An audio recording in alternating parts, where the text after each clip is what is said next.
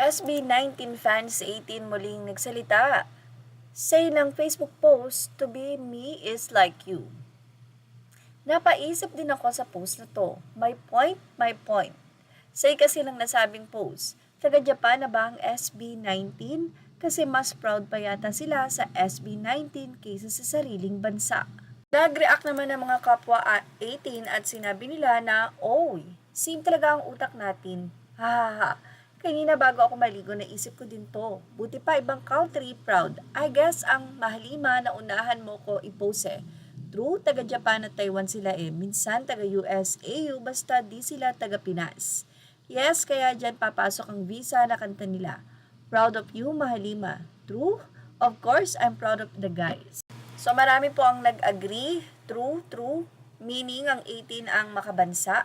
Pinoy nga mas proud pa sa K-pop kaysa P-pop, kakalungkot talaga mas sinusuportahan K-pop kaysa sariling atin. Totoo yan? Hahaha. Hindi pa dyan nagtatapos ang opinyon at kanilang obserbasyon. Anila, kakasad po talaga dito. Very true po. Ang isa ay sinabing kaya nga buti pa ang Japan at ibang bansa proud sa SB19 at sila lang nakikita kong nagpo-post tungkol sa SB19, lalo na ang Billboard main. Dito naman sa Pilipinas parang wala lang, apaka-bias pa at parang napipilitan lang silang mag-post tungkol sa SB19.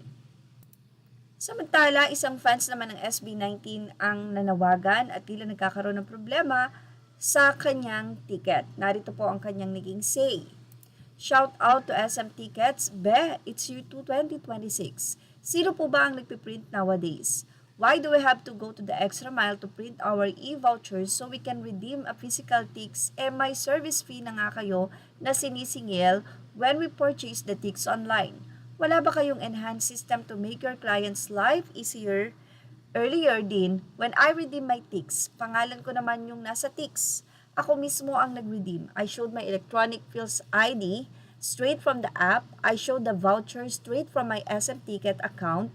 Bakit hihingi pa rin ako ng GCash or hinihingan pa rin ako ng GCash reference number?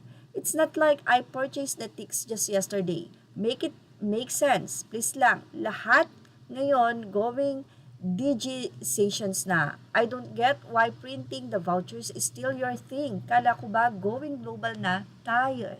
Well, ano kaya ang masisay ng SM Ticket na dyan? Ilagay na ang inyong opinion sa ating comment section. Images are all credit to the rightful owners. Please like, share, and subscribe.